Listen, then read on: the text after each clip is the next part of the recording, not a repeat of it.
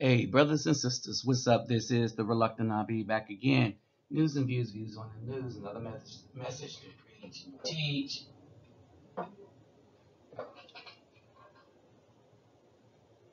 and discussing the further decline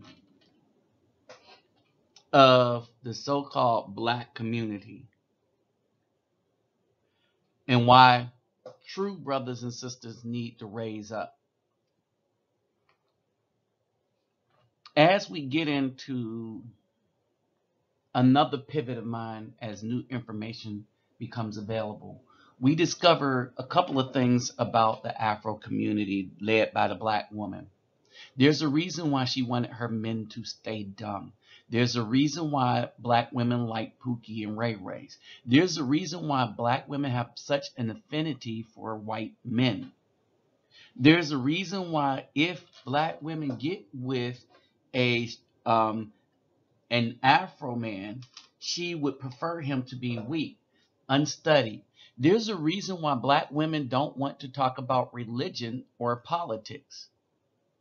All that is that if she talks about that and men start thinking about these issues critically, they will dig up the biggest secret in history to black people, but not anyone else.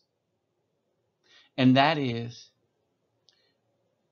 as you will see, that a lot of people in these positions, a lot of black women that have money, a lot of the money that these black women have, and these black families that have, that is old money, it came from grandma and grandmama who is sleeping with the slave master. And since by law that he was not able to leave his wealth to, and wealth, let's make this clear. Wealth at the time was slaves. Wealth in the United States was slaves, the amount of slaves you had. Wealth was your ability to have free labor, free anything that you wanted to do to another human being. All right? So let's make that clear so that we understand the definition of wealth in the United States. The definition of wealth was slavery. All your presidents, your founding fathers, slavery, chattel slavery, which was different from any other type of slavery.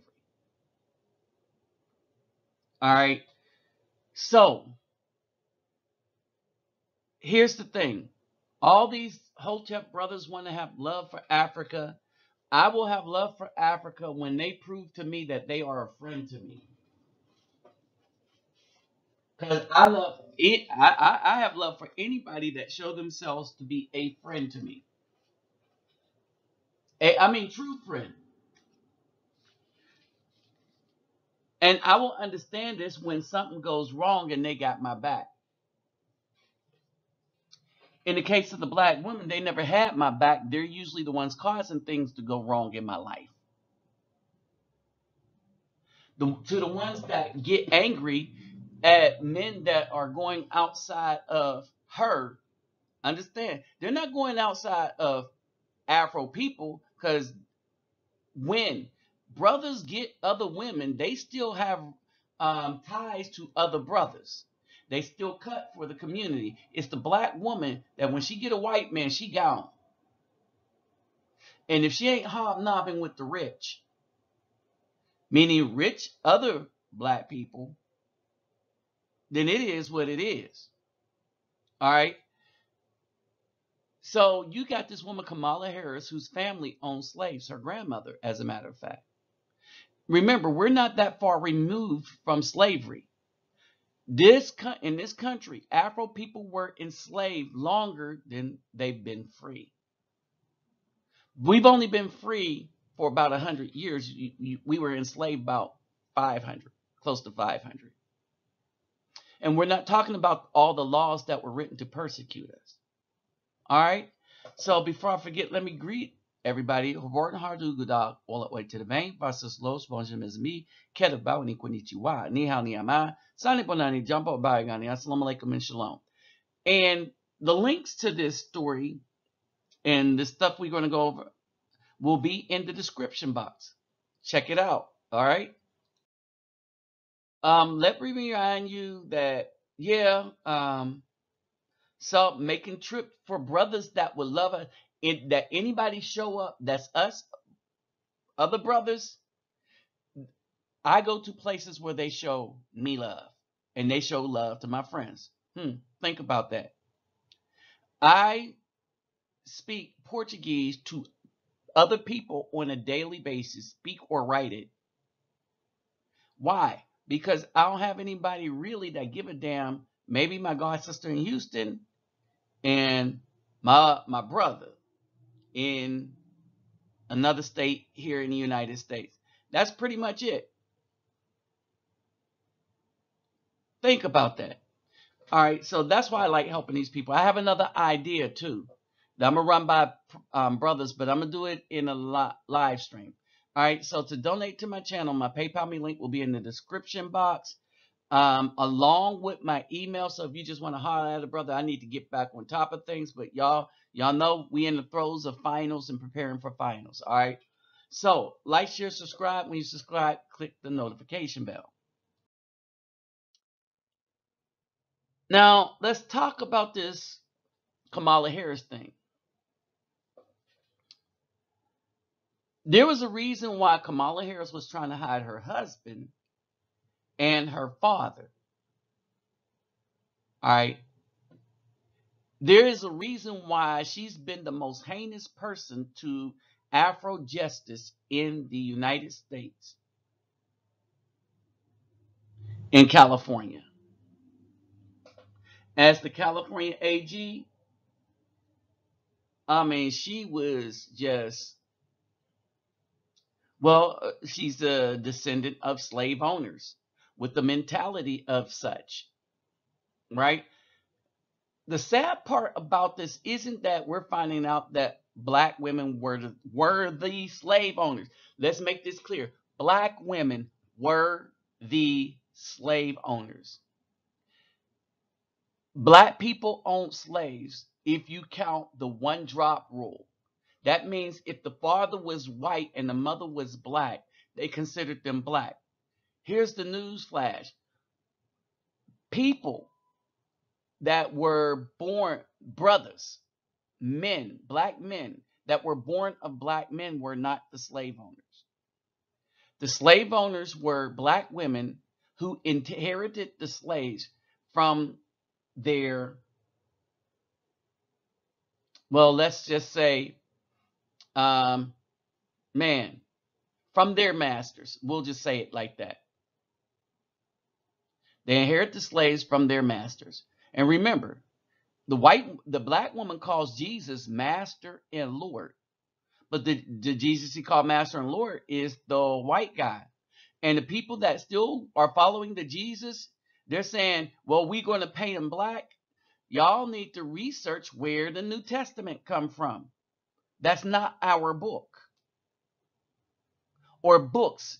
As a matter of fact, the New Testament isn't even books. It's a bunch of letters. It's not even books. It's a bunch of letters. And the sad part is black people will follow the letters of a guy who persecuted them over books of our old school prophets and the commandments that are proving to be natural. Well, then this makes sense how Kamala Harris can still have black support, not brother support. She get black support from these sellout politicians and politician wannabe and dumbed down population in this country. All right. She had this quote: America's story has always been written by people who can see what can be. I'm burdened by what has been. See, that's the thing. White people that write these stories and black women that want to live these stories don't want to be burdened by their past sins, and they don't want to repent and pay up for them either.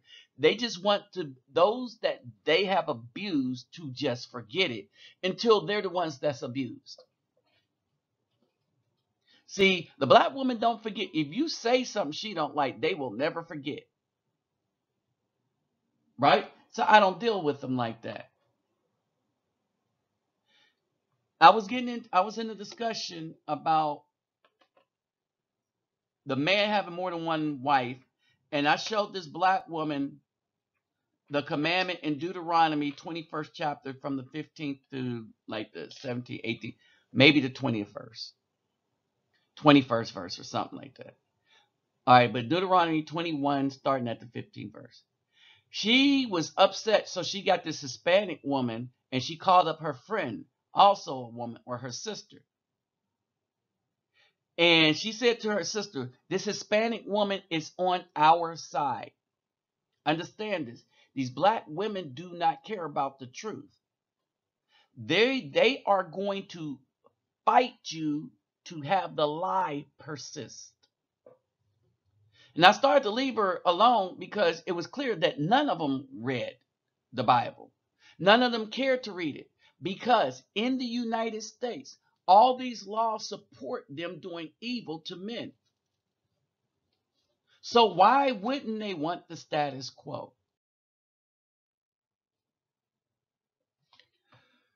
So this in the article that you'll see in the description box, this was written. Harris doesn't owe anyone in America, but she does have some mea culpas to make in Jamaica, right? Her father, Donald J. Harris, wrote an extensive essay about the family's heritage in Jamaica at Jamaican Global Online in January, claiming to be the descendant of a famed slave owner.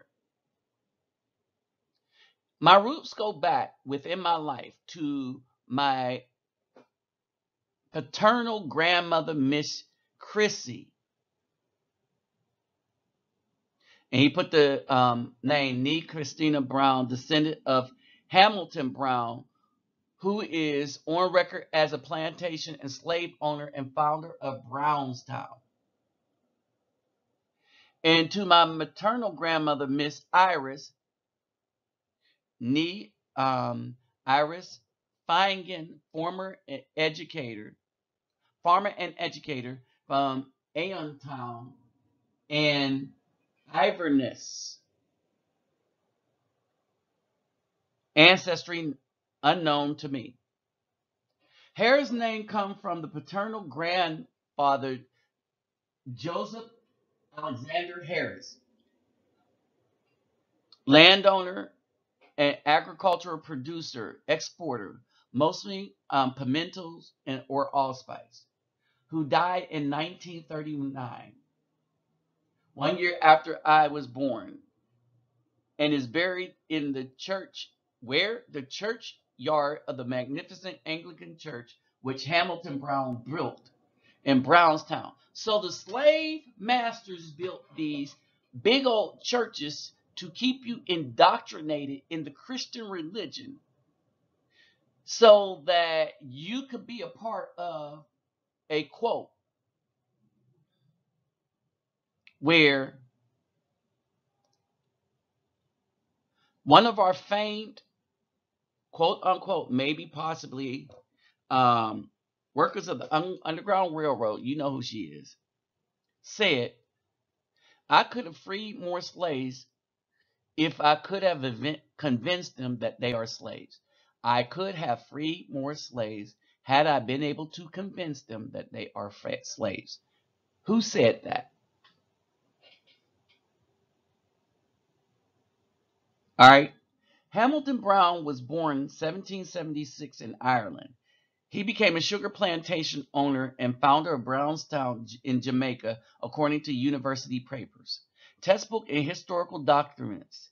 Henry Whiteley wrote a pamphlet entitled 3 Months in Jamaica, 1832, comprising of residence on a sugar plantation where he described Brown's views on his slaves.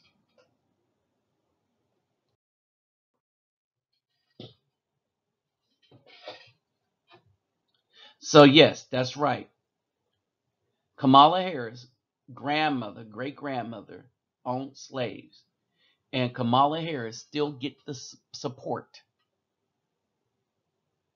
of all these so-called blacks in the United States. Think about that. While you're thinking about this, some of her most ardent support is coming from people like Joy Reid, all the people at MSNBC, CNN. All right. This is what the black lady says, Joy Reid. The story of Kamala Harris' mom is amazing. So it is amazing that her mom was a slave owner. She has been talking about her roots as a daughter of an Indian immigrant throughout her career. This isn't new for her by any stretch. She has strong connections to the Indian community. But notice what Joy Reid leaves out. She has strong connections to the slave owner community. Don't you find that interesting? All right. And so everybody is standing up. And if you critique any of these black women, they will come out in full force. Why? You upset the apple cart. All right. It's been the biggest secret in the black community outside of them being the gatekeepers and allowing everybody to accost their children. Their murderous rampage on the black community, both directly and indirectly. These black women have been foul towards us Afro men and some of you sisters. Remember, 2/3 of the slaves in the United States were men,